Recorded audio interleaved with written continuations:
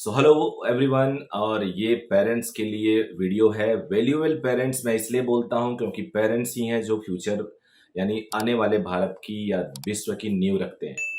और मेरा शुरू से ही मानना रहा है, बिकॉज बीइंग अ पेरेंट मैं समझता हूँ कि आप एक बच्चे को जब अपब्रिंग करते हो तो कितना सारा आप पेन लेते हो, क्या क्या प्लानिंग करते हो, क्या क्या कंप्रोमाइजेज होते हैं। और वो compromises at the cost of our own health और ओन वेल्थ सब कुछ होता है। एक इस पे डिबेट हो सकता है कि बच्चे इस बात को समझते हैं नहीं समझते हैं, लेकिन पेरेंट होते ही हैं सेल्फलेस काम करने के लिए। तो बिना ये सोचे कि बच्चे समझेंगे नहीं समझेंगे, हमें करना है और करते ही रहना है। इससे केवल हम अपना सुधार नहीं करते, सोसाइटी का सुधार करते हैं, पूरे देश का सुधार करते हैं और शायद विश्व का सुधार करते हैं। और सुधार केवल एक कल्चरल और स्पिरिचुअल वैल्यूज में नहीं होता, ये ओवरऑल डेवलपमेंट में होता है। तो आई एम श्योर इस वीडियो को कुछ बच्चे भी देख रहे होंगे, क्योंकि वो मानेंगे नहीं। वैसे तो ये वीडियो पेरेंट्स के लिए है, लेकिन अगर कोई बच्चा देखता है तो कोई ऐसी बुराई नहीं है, कुछ ऐसा हम आपके खिलाफ कॉन्स्पिरेसी नहीं करने वाले कि जिसमें आप सोचो कि नहीं जी पापा को और पेरेंट को सर भड़काने वाले, ऐसा कुछ भी नहीं है। तो चलिए स्टार्ट करते हैं इस वीडियो को।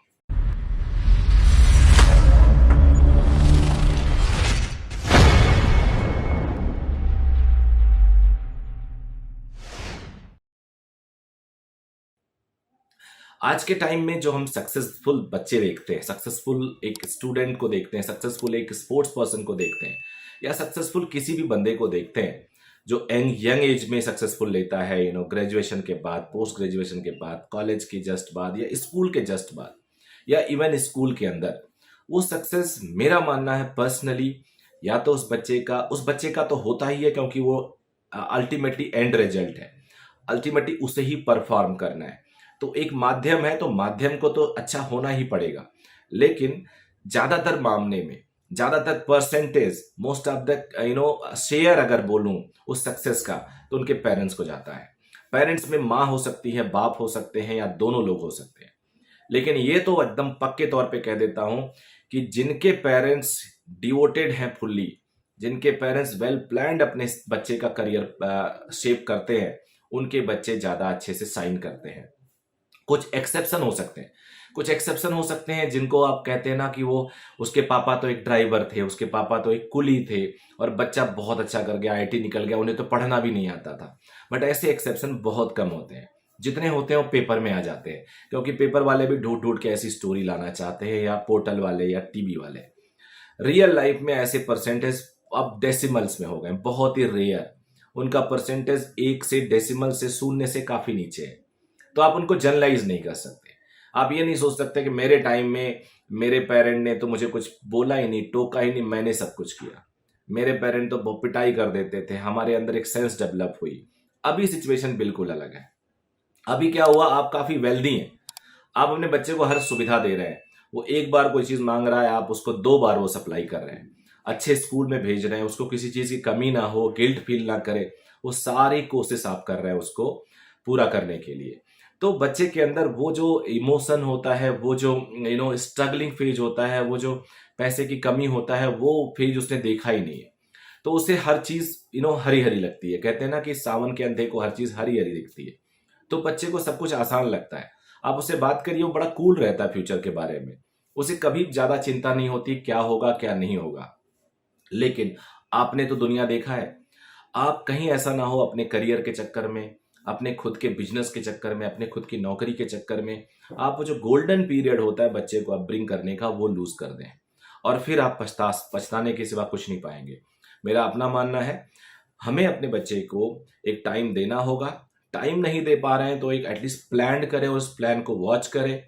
और ये जो अपब्रिंगमेंट होती है बच्चे की, ये जो बच्चे की परवरिश होती है, बच्चे की प्लानिंग होती है, सक्सेस होता है, वो एक दिन का काम नहीं होता। वो बिल्कुल भी एक दिन का काम नहीं होता, और वो एक प्रोसेस है, एक इन्वेस्टमेंट है। इन्वेस्टमेंट जब मैं बोलूं तो इसे बिजनेस मत सोचिए। इन्वेस्टमेंट हम हेल्थ का करते हैं, इन्वेस्टमेंट हम वेल्थ का करते हैं, पैसे का। इन्वेस्टमेंट हम टाइम का करते हैं।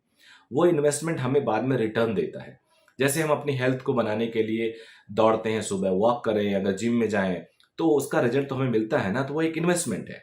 ऐसे ही बच्चे के सिलेक्शन का एक प्रोसेस है, और वो प्रोसेस एक दिन का नहीं है। ये प्रोसेस जितनी जल्दी शुरू किया जाए उतना अच्छा रिजल्ट आता है। अब प्रॉब्लम ये उठता है, कई पेरेंट्स सोचते हैं हमने तो प्रोसेस शुरू ही नहीं किया। तो एक कहावत है ना कि जब जागे तभी सवेरा। कभी से भी स्टार्ट करिए, डेफिनेटली रिजल्ट तो बेटर होगा ही, जो नहीं होने से काफी अच्छा होगा। तो आप अपना प्रोसेस स्टार्ट कर सकते हैं। अब ये जो सक्सेस है ना, अगर आपके प्लानिंग से आपके बच्चे में कुछ चेंज आ गया, आपका बच्चा काफी अच्छा आगे निकल गया, तो उसके सक्सेस की जो फसल है ना, वो सारे लोग काटेंगे। बच्चा तो पूरी जिंदगी एंजॉय करेगा ही करेगा, उसके भाई बहन, सिबलिंग्स, क्लोज रिश्तेदार, आने वाली जनरेशन या इवन दूर के रिश्तेदार भी उसका फायदा उठाते हैं। उनमें उनके अंदर कुछ नहीं हो, अगर पैसे से फायदा नहीं उठा पाए, टेंजिबल फायदा ना उठा पाए, छू के देखने वाला या फील करने वाला, तो इनटेंजिबल फायदा उठाते हैं। मोटिवेशन फैक्टर होता है वो बच्चा, जो आने वाली जनरेशन को मोटिवेट करता है। लोग देखते एग्जाम्पल देते हैं। तो मैं अपने आप को कुछ ऐसे टिप्स बताऊंगा जिससे आप लोग कुछ ना कुछ तो बेटर कर ही सकते हैं। बहुत कॉम्प्लिकेटेड नहीं बनाने वाला हूं, बिकॉज आप सब स्मार्ट है, समझदार है।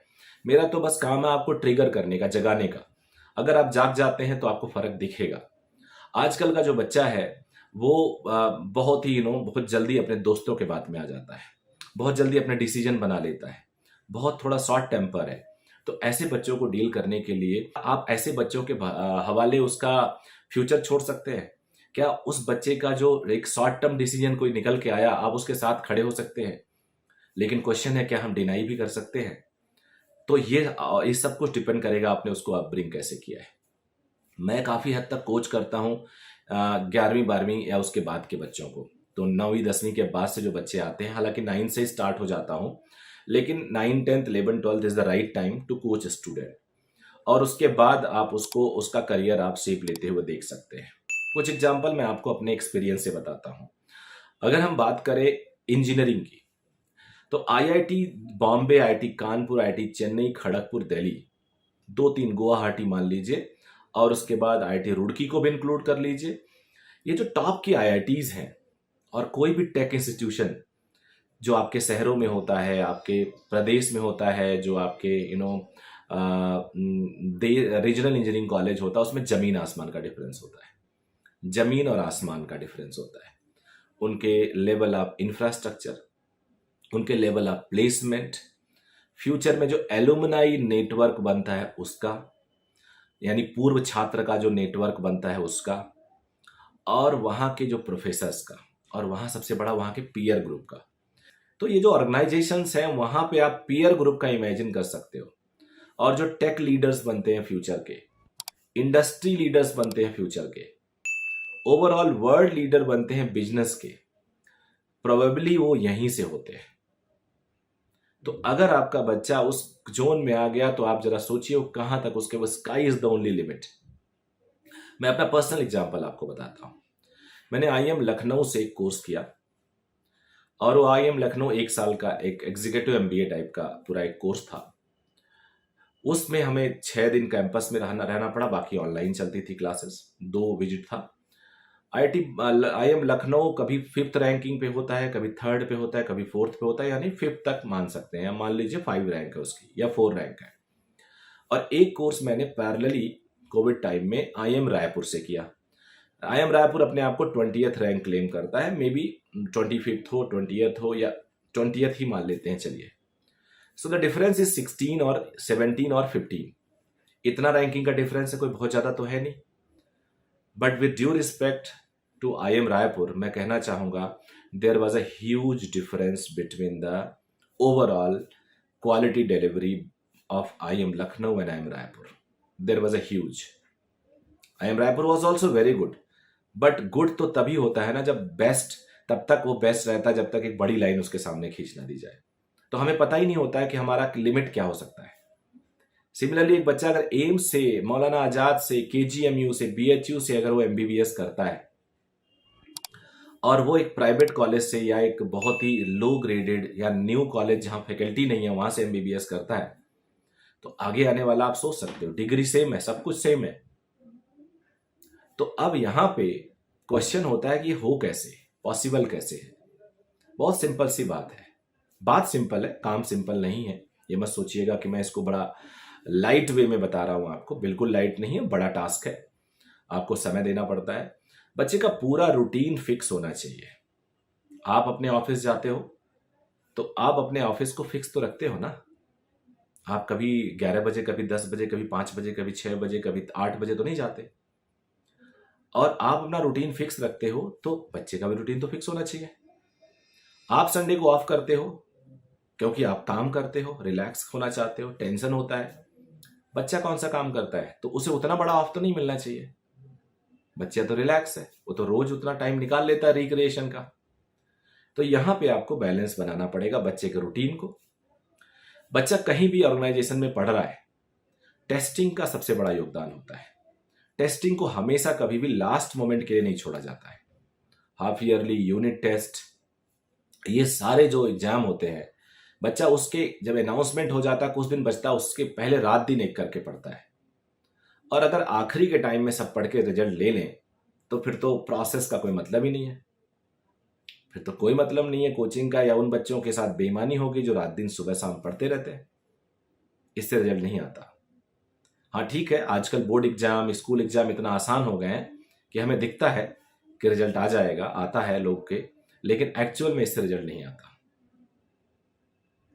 अगर आता भी है तो बहुत टेम्पररी होता है। आपको हर दिन यूज करना होगा। आप अपनी क्लास को मिस नहीं कर सकते।